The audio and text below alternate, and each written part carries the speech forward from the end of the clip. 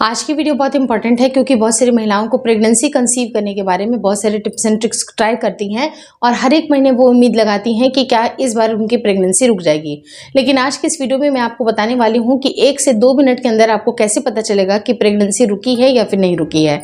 Video काफ़ी informative है, please शुरू से लेकर लास्ट तक जरूर देखिएगा। नमस्कार दोस्तों, मेरा नाम हर्षिता वर्मा है और आपका मेरे चैनल ट्विंस माय वर्ल्ड पे बहुत बहुत स्वागत है। प्रेगनेंसी कंसीव होने के लिए सबसे बड़ा जो सिम्टम होता है वो है आपके पहली जो सिम्टम होती है, जो कि बेसिक सिम्टम है, वो है आपके पीरियड का मिस हो जाना। लेकिन कई बार अगर आपका पीरियड मिस नहीं होता है, उसके 2 से 3 दिन पहले भी कुछ ऐसे अंदेशे होते हैं जिसको देख करके, जिसको समझ करके हम अंदाजे लगा सकते हैं। लेकिन अगर पीरियड मिस हो जाता है उसके बाद से ये सारे सिम्टम और भी ज़्यादा प्रोमिनेंट होते हैं, जिसके बारे में आगे चल के मैं इस वीडियो में बताने वाली हूँ। तो आपको बिल्कुल शॉर्ट हो जाना चाहिए कि आपकी प्रेगनेंसी बिल्कुल कन्फर्म है। लेकिन प्रेगनेंसी को बिल्कुल कंफर्म मानने के लिए आपको यूपीटी यानी कि यूरिन प्रेगनेंसी टेस्ट का इस्तेमाल करना बेहद ज़रूरी है। और वो आप कब करेंगे? जिस दिन आपका पीरियड मिस हो जाता है उसके 4 से 5 दिन के बाद। आप वेरी अर्ली अगर करना चाहें तो 4 दिन तो आपको मिनिमम रुकना ही चाहिए। और अगर आपको ज़्यादा क्लियर और एक्यूरेट पिक्चर लाना है तो कम से कम 6 से 7 दिन का भी इंतज़ार आप कर सकती हैं, ताकि एक्यूरेट पिक्चर आए। कहीं पर भी कोई मन में डाउट ना हो कि गुलाबी लाइन आ रही है, हल्की लाइन आ रही है या बिल्कुल एक लाइन आ रही है। तो आपके सारे कन्फ्यूज़न दूर होंगे तब जब अगर आप 6 से 7 दिन का इंतज़ार करती हैं। उस टाइम के बाद से आपको पता चल जाता है कि आपकी प्रेगनेंसी रुकी है या फिर नहीं रुकी है।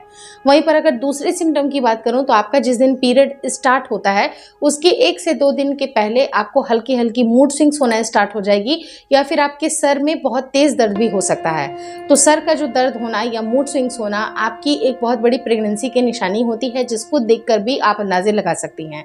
वहीं पर तीसरे साइन की बात करूं तो बहुत ज़्यादा आपको किसी भी पर्टिकुलर फूड आइटम से आपको नोजिया या वोमिटिंग भी फील हो सकती है। जब भी आप सवेरे जगती हैं आपके मुंह पे एक मेटालिक टेस्ट होता है जिसकी वजह से आपको नोजिया या वोमिटिंग फील होती है। और कई बार ये सेम चीज़ें आपको शाम के वक्त भी रिपीट करती हैं। अगर ये सिम्टम आपको अर्ली मॉर्निंग में भी होती है या फिर इवनिंग में भी होती है तो भी आपकी ये प्रेगनेंसी की निशानी होती है, क्योंकि इस टाइम पे आपके बीटा एचसीजी की जो वैल्यू है आपके शरीर में बढ़ रही होती है, जिसकी वजह से आपके बहुत सारे नोजिया या वोमिटिंग के सिम्टम भी दिखाई देते हैं। वहीं पर अगर मैं 5वें सिम्टम की बात करूं तो 5वां सिम्टम बहुत इंपॉर्टेंट है। आपको किसी भी पर्टिकुलर कोई फूड आइटम से काफ़ी ज़्यादा अफेक्शन हो सकता है, बहुत ज़्यादा आप पसंद उसको करने लगेगा, आपकी क्रेविंग होने लगेगी, या फिर कुछ ऐसे भी आइटम होते हैं जिसकी वजह से आपको बहुत ज़्यादा गुस्सा आने लगेगा, उसको देख करके आपको चिढ़ मचने लगेगी। या कई बार क्या होता है कि आपको उसकी स्मेल इतनी बुरी लगती है कि आप बस स्मेल सूंघ के भी आप अगर वॉमिट कर दे रही हैं, आपको बहुत ज़्यादा तकलीफ उससे हो रही है, तो ये भी एक सडन जो चेंज आता है आपकी बॉडी में वो आपकी प्रेगनेंसी की निशानी में से एक होता है। तो ये 5 सिम्टम मैंने आपको बताया वो कहीं ना कहीं आपकी प्रेगनेंसी की निशानी है, जो कि आपको यूपीटी के पहले भी शो हो जाती है। वहीं पर अगर मैं 6 पॉइंट की बात करूं तो आपको पहले से ज़्यादा थकावट फील होगी और ये थकावट आपको बहुत ज़्यादा लगेगी। जो भी आपके नॉर्मल रूटीन के काम होते हैं उसमें भी आपको इतनी थकावट नहीं लगती थी जितना कि अब कम काम करने पे भी आपको थकावट लग रही है। और साथ ही साथ 7th पॉइंट ये है कि आपको रह के अगर ब्रेथलेसनेस फील हो रहा है, कई बार लग रही है कि आपको सांस बिल्कुल उखड़ के आ रही है, आपको सांस लेने में तकलीफ हो रही है, या कई बार आपकी सांस कई बार फूल जा रही है, तो ये भी आपकी प्रेगनेंसी की निशानी होती है, क्योंकि आपकी बॉडी लगातार वर्क कर रही होती है आपके नन्हे से शिशु को बनाने के लिए। तो जब बच्चे का फॉर्मेशन हो रहा होता है उस टाइम पे आपके शरीर को पूरी एनर्जी लग रही होती है, तो अंदर ही अंदर आपकी एनर्जी ड्रेन आउट हो रही है, जिसकी वजह से आपको थकान, एक्सेसिव फटीग और ब्रेथलेसनेस आपको फील होती है। वहीं पर मैं 8वें पॉइंट की बात करूं तो 8वें पॉइंट पे एक नतीजा ये भी निकलता है कि जिस समय आपका पीरियड आने वाला होता है उसके 1 से 2 दिन पहले आपको कुछ ऐसे गाढ़े डिस्चार्ज आएंगे जो कि बिल्कुल अनयूजुअल से होते हैं। थिक डिस्चार्ज होता है, वाइट डिस्चार्ज होता है, जो कि आपको पहले नहीं हुआ करते थे। लेकिन आपने देखा कि पीरियड मिस हो गया और ये सारे सिम्टम भी आपको एकदम बिल्कुल चलते आ रहे हैं और उनकी इंटेंसिटी पहले से ज़्यादा है, तो ये फॉर शॉर्ट आपकी प्रेगनेंसी की निशानी है। वहीं पर ये सारे सिम्टम के अलावा 9th पॉइंट ये भी होता है कि आपके ब्रेस्ट में भी टेंडरनेस आपको फील होगा। तो ये टेंडरनेस बिल्कुल हल्का भी हो सकता है, थोड़ा सा ज़्यादा भी हो सकता है, डिपेंडिंग अपॉन कि सबकी बॉडी अलग अलग होती है।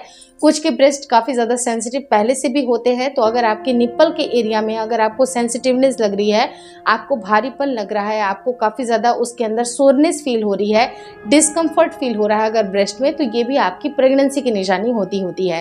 तो ये सारे सिम्टम को आपको देखना है। अगर ये सारे सिम्टम आपके प्रोमिनेंट हैं, जो 10 सिम्टम मैंने आपको बताया और 1 सिम्टम नहीं 9 सिम्टम मैंने बताया, और 10वां जो सिम्टम है वो काफ़ी इंपॉर्टेंट इस वजह से हो जाती है कि आपके पेट में हल्का हल्का सा आपको पेन भी फील होता है, ब्लोटेड भी आप फील करती हैं, इंडाइजेशन जैसा आपको लगता है, खाना आप बिल्कुल नॉर्मल खा रही हैं, घर का भोजन ले रही हैं, फिर भी वो खाना पचने में आपको दिक्कतें हो रही हैं, हल्की हल्की फीवर वगैरह या डिस्कम्फर्ट लग रहा है, शरीर में तकलीफ हो रही है, अनावश्यक आप इतने अस्वस्थ लग रहे हैं, तो ये सारे जो सिम्टम होते हैं वो कहीं ना कहीं आपकी प्रेगनेंसी के होते हैं। क्योंकि जब भी अगर आपकी बॉडी में प्रेगनेंसी कंसीव होती है, आपकी इम्यून सिस्टम अपने आप लो हो जाती है। लो होने की वजह से होती क्या है कि छोटी मोटी बीमारियां या कई बार आपको हल्की सी फीवर या सर्दी वगैरह जुकाम वगैरह हो सकती है, जो कि बिल्कुल नॉर्मल है। और इस टाइम पे कोई भी दवाई लेने की भूल आप बिल्कुल ना करें जब तक कि आपकी यूरिन प्रेगनेंसी टेस्ट किट पे आप डबल लाइन नहीं देख लेते हैं, डॉक्टर से कंसल्ट नहीं कर लेते हैं, तब तक आपको कोई भी किट कोई भी दवाइयों का इस्तेमाल आपको नहीं करना है। कोई भी ऐसी दवाइयाँ जिसके बारे में आपको बिल्कुल पता नहीं होता है, चाहे वो सिंपल सा पैरासिटामोल ही क्यों ना हो, वो भी आपको नहीं लेना चाहिए विदाउट डॉक्टर की एडवाइस के। तो ये सारे जो सिम्टम होते हैं काफ़ी प्रोमिनेंट होते हैं। और जैसे मैंने आपको बताया कि आपको गैस और ब्लोटिंग भी फील होती है, तो आप कई बार ब्लोटिंग में आप महसूस करना, आप मिरर के सामने जाइए और अपने पेट को टच करिए। आपका पेट बिल्कुल अगर फ्लैट है तो आपको लगेगा कि ब्लोटिंग की वजह से ये थोड़ा सा उठा उठा भी आपको फील हो रहा है। तो जब ये उठा होता है, थोड़ा सा आप डिस्कम्फर्ट फील करती हैं, गैसियस फील करती हैं, तो आपको बहुत ज़्यादा परेशानी होती है। और ये इस वजह से होता है क्योंकि बीटा एससीजी का लेवल जब अगर आपकी बॉडी में ज़्यादा होता है तो आपको इनडाइजेशन होती है, और इनडाइजेशन की वजह से आपका ये जो खाना है वो धीरे धीरे पचता है और वो बहुत ज़्यादा गैस बनाता है। और इस टाइम पर अगर आपने भूल कर भी अगर तेल मिर्च मसाले या बहुत ज़्यादा हेवी चीज़ें खा ली तो और भी ज़्यादा परेशानी का सबब बन सकता है। तो आप अपने डाइट के ऊपर फुल कंट्रोल रखें कि आप क्या खा रहे हैं, क्या नहीं खा रहे हैं। और ज़रूरी जानकारी आपको यूपीटी के बाद ही पता चलेगी कि आखिर ये आपके सिम्टम है वो प्रेगनेंसी के ही सिम्टम है। क्योंकि ये सारे सिम्टम अगर आपको दिखाई दे रहे हैं, कम से कम 6 से 7 सिम्टम भी अगर आपको मैच कर रहे हैं, तो ये 110% आपकी प्रेगनेंसी है, जिसको आप 1 मिनट में भी जान सकते हैं कि प्रेग्नेंट है या नहीं है। Hopefully this video helps you. Video अच्छी लगी और आपकी यूपीटी पे अगर डबल लाइन आती है, सबसे पहले इमीडिएटली आपको क्या करना है कि डॉक्टर विजिट करनी है। डॉक्टर आपको एक्स्ट्रा प्रोजेस्टेरॉन की इंजेक्शंस लगाते हैं या फिर वजाइनल टैबलेट इस्तेमाल करने के लिए देते हैं। उससे भी आपके यूट्रस को सपोर्ट मिलता है, आपके बच्चे को सपोर्ट मिलता है, ताकि आगे चल के आपकी प्रेगनेंसी सस्टेन हो पाए। क्योंकि मेरे चैनल पे बहुत सारे जो सब्सक्राइबर हैं उनकी या तो प्रेगनेंसी रुकने में प्रॉब्लम हो रही है, या अगर प्रेगनेंसी रुकती भी है तो मिसकैरेज हो जाता है, या कुछ ना कुछ अगर प्रॉब्लम पहले से रही है, तो ऑब्वियस ही बात है कि आपको डॉक्टरी सलाह लेने की पहले ज़रूरत है।